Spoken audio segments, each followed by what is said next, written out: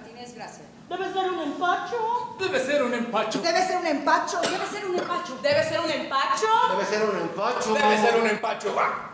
A Azucena se lo dijo sin voltear a verlo. Estaba recargada de espaldas al doctor. Y como él no le respondió, Azucena, después de 5 minutos volteó, vio el cadáver de su jefe, comprobó la ausencia de signos vitales y se dijo: No, madres, yo no estuve aquí. Tomó aire, se levantó de la cama, se vistió, ubicó en su bolsa todo lo que la ubicara y salió mascullando. ¡Mierda! Estos nunca duran. ¿Qué tal? Qué bueno que ya están con nosotros en esto que es Más Cultura. Los invito a que se queden en el programa de hoy porque va a estar muy bueno. Les vamos a presentar una puesta en escena de la Orteup, que es la compañía teatral de la Universidad Veracruzana. Ya acaban de ver un fragmento. El nombre de esta obra es El origen de la familia, la propiedad privada y el Estado. La dramaturgia está a cargo de Luis Enrique Gutiérrez Ortiz Monasterio, Legón, y está dirigida por Hugo Arrevillaga. Vamos a estar hablando con algunos miembros del elenco y les vamos a presentar también el contexto en el que Legón escribió esta obra. Así que quédense con nosotros en esto que es Más Cultura. Todos aquellos que siempre lo ningunearon, ahora lo trataban como a su hermano del alma. Coño, ¿te acuerdas aquella vez que fuiste al boliche con nosotros? No fui con ustedes, iba solo a ver si me invitaban al equipo aunque fuera de suplente, pero nunca me invitaron. El origen de la familia, la propiedad privada y el Estado es una puesta en escena que retrata a la sociedad mexicana y su burocracia. Pues sí, nos quedamos aquí. Es una comedia de humor negro, crudo y sin censura, que por ser tan real, logra de inmediato la identificación con el público. Saliendo de aquí vuelvo al noble oficio de borracho de banqueta. Reta con irreverencia los valores de la sociedad, al tocar realidades y sacudir conciencias. Eran por mi bien, pero ya se murió. Es atrevida, divertida e inteligente. Se apropia del lenguaje y del pensamiento colectivo para lograr una empatía que le asegura el éxito. Yo creo que es una obra fundamentalmente divertidísima, ¿no? La hora y cuarto que dura, además se te va como agua. Creo que es muy redonda en cuanto a la trama, en cuanto a la intriga y en cuanto a los personajes, ¿no? Y el lenguaje de los personajes. Eso por un lado. O sea, en cuanto a eficacia, yo creo que se la van a pasar muy bien, ¿no? Pero por otro lado, porque tiene un tema muy vigente, o sea, algo de lo que escuchamos en todos lados y que sin embargo aquí está amplificado, ¿no? Visto a través de una lupa que nos desnuda, ahí sí que no físicamente, sino de nuestro pensamiento, ¿no? De nuestro comportamiento como sociedad, ¿no? Todo eso lo tenemos a la vuelta de la esquina y nos indignamos, pero ahí está, ¿no? Y no hacemos nada e incluso si tenemos la oportunidad de nosotros aprovecharnos de la misma manera, de fomentar la corrupción, ahí está. Entonces creo que nos da una cachetada sobre nuestra realidad y sobre nuestra condición dentro de esa realidad, pero al mismo tiempo lo hace mientras soltamos la carcajada, ¿no? Entonces realmente sí es una obra confrontadora en ese sentido. Ahí sí estaría de acuerdo absolutamente que es una obra polémica, ¿no? Porque divierte y confronta. Diversión. Eso es lo primero que... Pero además también una reflexión acerca del ejercicio del poder. Y cómo ninguno nos escapamos a esa semillita, ¿no? Cómo está construido. El que llega al escalón más alto es porque se apoyó en los que están abajo. Es una cuestión que tiene que ver con el grado de corrupción que tenga el estamento más bajo hasta el más alto, ¿no? O sea, nadie es rey si no hay súbditos. Entonces, bueno, esperemos que también esta obra nos deje más preguntas que respuestas. Y si encontramos respuestas y podemos ver a través de la puesta en escena cómo funcionamos como seres humanos, pues bueno, eso genera una ganancia para nosotros como actores y para el espectador también, para convertirse en alguien exigente respecto a lo que ve, ¿no? Soy débil visual desde los 5 años y me leí todos los libros en braille que editan los evangélicos. Y como siempre respondo puras mamadas. Pero en lenguaje críptico, la gente piensa que soy adivina. Pero eso no quita que tu marido sea un tarado. Y que hasta esta humilde débil visual se dé cuenta de lo que él no. Maritere, este borracho es el ungido. Maritere, este borracho es el mero ungido. ¿Ungido? Eres el mero ungido. Pero si yo siempre lo supe. ¿Que yo qué? Ay, que eres el sucesor, baboso. Vas a sentarte en la sillota del doctor Martínez Gracia. No. Es la historia de Toño, al que el poder lo agarró desprevenido. Por circunstancias ajenas a él, le toca ascender en el escalafón burocrático a director de compras del Seguro Social. A partir de ahí, su vida se transforma de maneras inesperadas. Estoy aquí para todo lo que necesite, siempre y cuando no sea darle la educación que le negó el sistema educativo mexicano. Necesito su cuenta para depositarle su parte. No tengo cuenta, solo la tarjetita que nos dieron para la nómina y yo creo que eso del diezmo no está bien. Como usted diga, señor. Como era el primer día de Toño en ese puesto, a su cena le tuvo paciencia. Como usted diga, señor. Por lo pronto no quiero hablar con proveedores. Que sigan el procedimiento. Lo que usted diga. La puesta en escena retrata la corrupción y la avaricia confrontadas a ideales de nobleza. Y así Toño es arrastrado por la mezquindad y la ambición humana ante su cambio de condición. Y así, Toño Pérez, sin habérselo propuesto nunca, ya tenía el poder. El poder. El poder. El poder.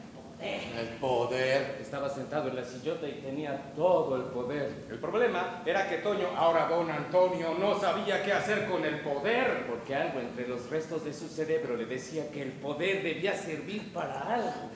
Y estando en la soledad de su oficina, ese primer día tuvo una iluminación. Un destello fugaz le anunció la verdadera verdad del poder. El poder sirve para hacer el bien. A huevo. El poder sirve para hacer las cosas bien. El poder sirve para mejorar el mundo.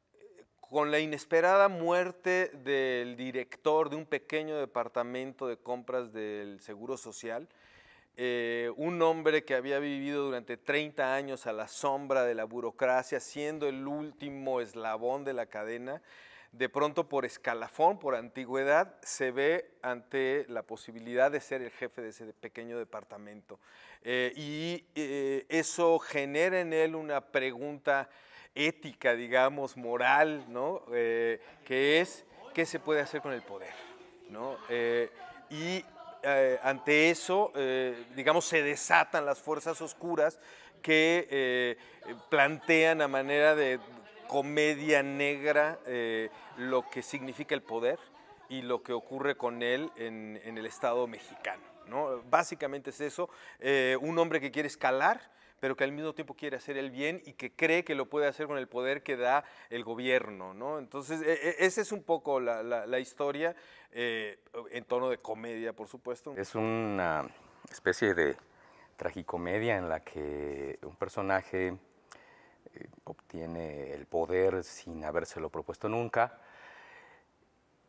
pues ya teniéndolo, se descubre que tiene sueños de hacer el bien y nadie lo deja, al grado en que llegan a atentar contra su vida. Es la parte más emocionante, ¿no? Cuando atentan contra su vida, ¿no? Y entonces la balanza se tambalea porque ¿quién ganará?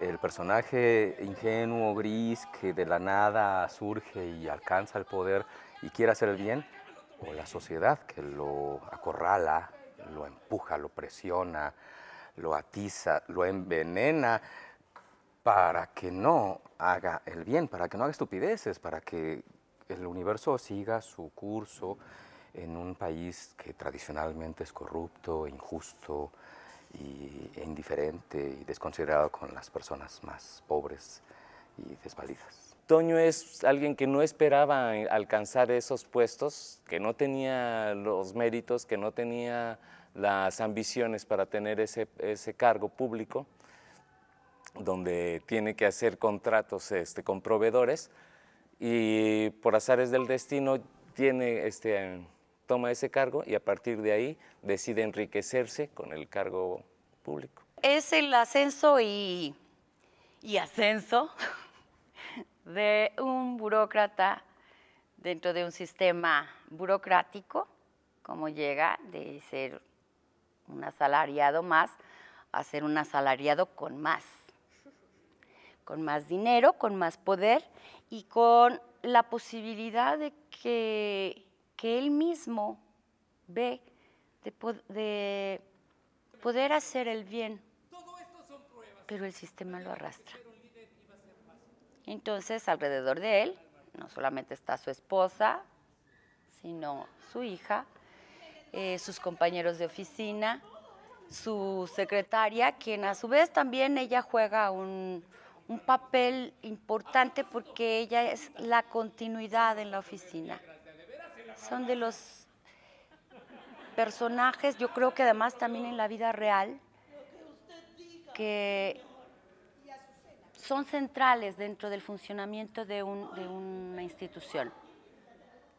Ahora, esta secretaria tiene cierto comportamiento peculiar. Yo no quiero vender trama, yo prefiero que vengan a verlo.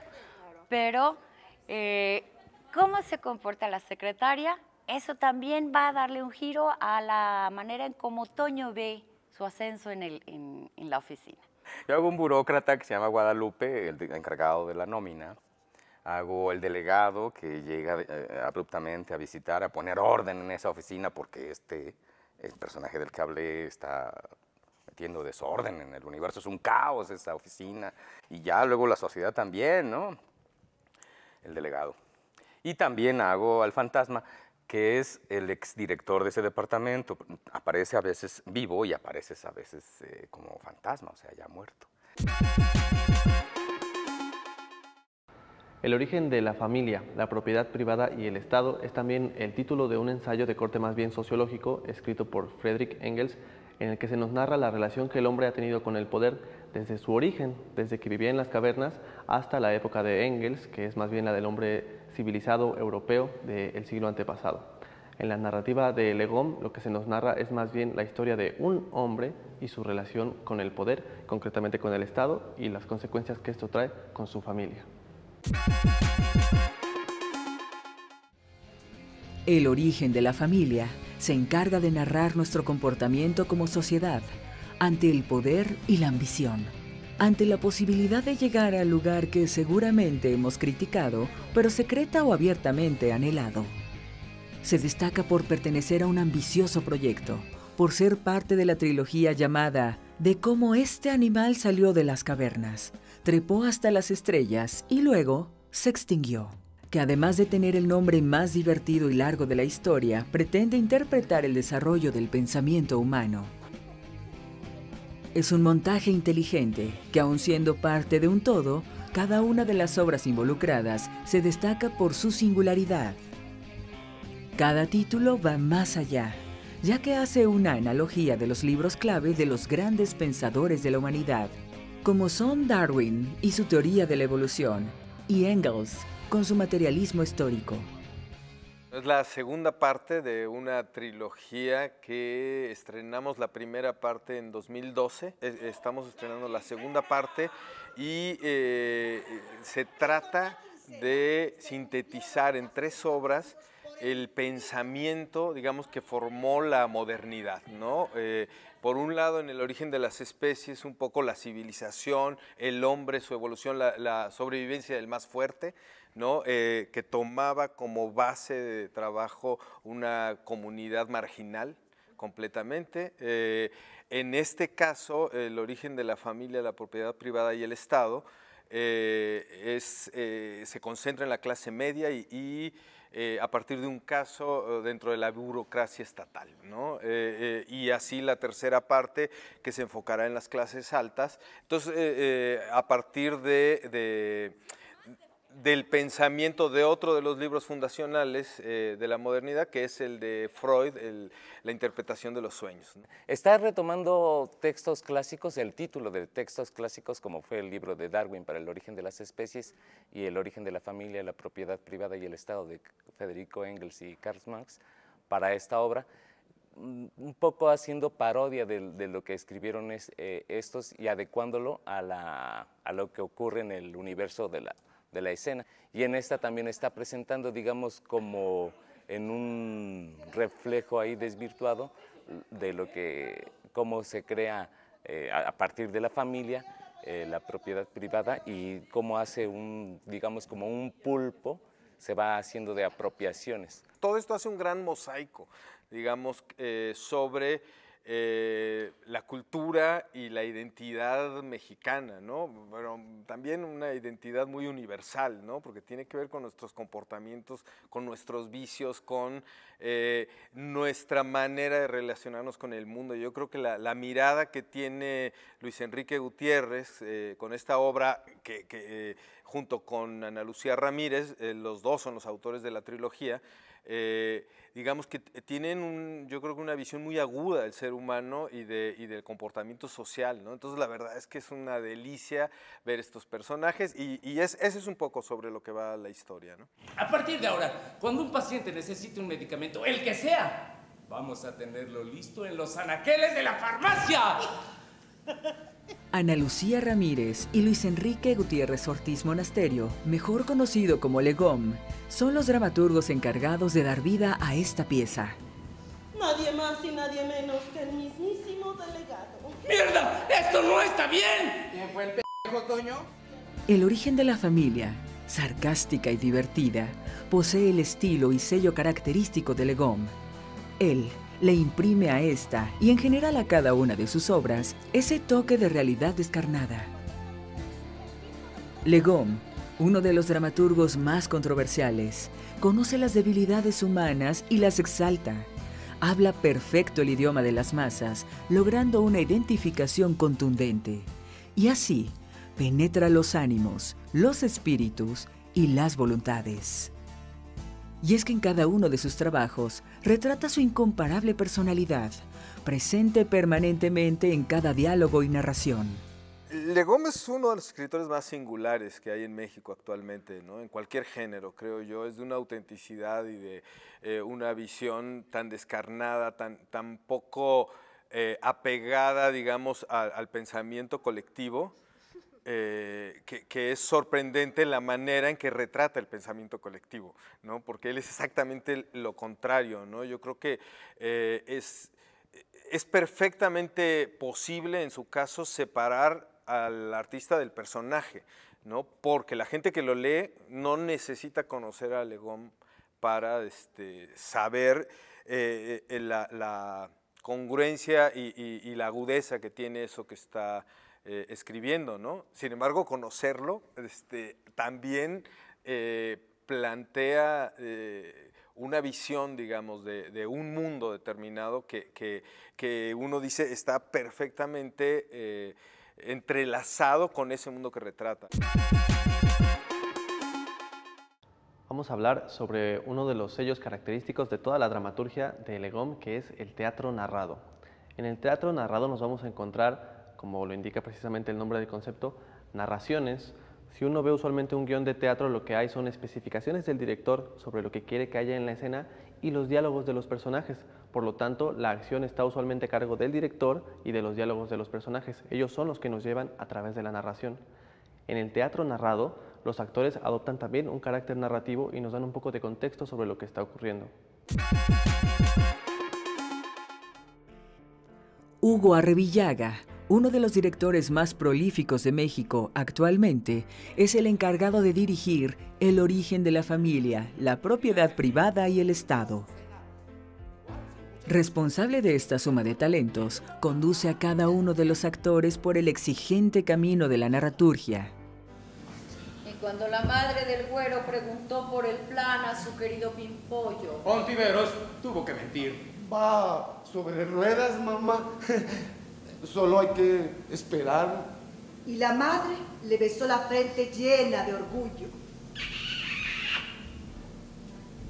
Este teatro narrado exige de un arduo trabajo actoral debido a la versatilidad de personajes. Así, vemos cómo saltan de un entorno a otro, de una situación a otra, de un personaje a otro, y todo con una congruencia discursiva y visual perfectamente lograda. puede ser difícil al principio porque nosotros, bueno, yo soy actor de escuela y a nosotros nos acostumbraron a que una cosa es la narrativa y otra cosa es el teatro, y el teatro generalmente es dialogado y más que decirnos lo que va a pasar, nos muestra lo que está pasando. En cambio, en el teatro narrado, pues muchas de las cosas son dichas y no las vemos, sino que nos las cuentan las personas que están en el escenario. Y eso pues sí puede ser una dificultad, porque ¿cómo atrapo al espectador diciéndole cualquier cosa? Esa sería, digamos, la dificultad, ¿no? No mostrar lo que está pasando, sino estimular la imaginación del espectador para que él pueda visualizar lo que estamos diciendo, narrando, en lugar de actuarlo y verlo. El teatro es el arte de contar historias. Y bueno, la narraturgia es una forma de contar historias. Todo depende de cómo lo aborde el director, cómo lo desmembra el director, de qué tanto tasajea al dramaturgo y finalmente para eso son las obras, ¿no? Para que vivan, ¿no? Yo pienso que depende del talento del director, y no solamente con la narraturgia, sino con cualquier otra obra de teatro, ¿no? Que cómo le inyecte vida al director, y luego los actores, ¿no? Que no vayan en contra, al contrario, que vayan remando en la misma dirección que el director. Y bueno, sí es difícil. Yo creo que como ya han pasado varios años de narraturgia, cada vez es más difícil enfrentar estos textos y hacerlos amenos y hacerlos atractivos y sorpresivos, ¿no? Es cada vez más difícil, pero bueno, ¿para qué se meten los directores? Sí, bueno, vas a agarrar una narraturgia, órale. Pero hay que exprimirse el seso para hacerlo, para inyectarle vida, para que vibre y para que sorprenda y para que haga reír y llorar, ¿no? Como cualquier obra de teatro. Cualquier tipo de, no importa, de maneras de contar algo en el escenario, a mí me viene bien. Por gusto ya es otra cosa. Yo no soy amante de la narraturgia, sin embargo, siento que cuando está más allá del dramaturgo, porque yo trabajo a partir de lo que hace el director, no nada más de lo que hace el dramaturgo, pero mi contacto más cercano es el director. Y a partir de lo que hace el director es que podemos convertir lo que es la narraturgia en algo que el espectador pueda tener no nada más la cuestión de imaginar lo que se narra, sino también el cómo se narra. En este montaje es como si se viviera un mundo al revés, donde el protagonista que sueña con hacer el bien es el villano, el encargado de desequilibrar el perfecto sistema que aparentemente funciona para todos. Y dice el fantasma que solo a un pendejo como a ti se le ocurre querer cambiar al mundo, que el poder es para servirse con la cucharota. Al final, el público desarrolla una relación tan empática con cada uno de los personajes que resulta inevitable el amargo sabor de la complicidad.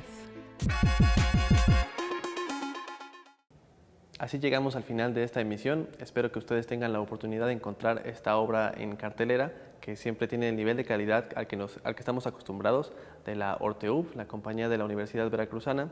Si bien es cierto que está construida pensando en un humor muy negro, también es verdad que ese humor es muy disfrutable y gracias a la energía que se arrojan los actores en el escenario, funciona muy pero muy bien con el público.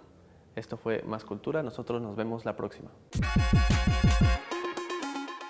Una comedia negra en la que el público yo creo que se ve retratado así, pero íntegramente, porque nadie podemos negar que no hemos estado de pronto ante esa pequeña posibilidad de ejercer el poder, ¿no? Lo que algún amigo decía que significa la burocracia, ¿no? La macrolucha por el micropoder. Y desde ese día fueron sus más fieles cómplices en el ejercicio del poder.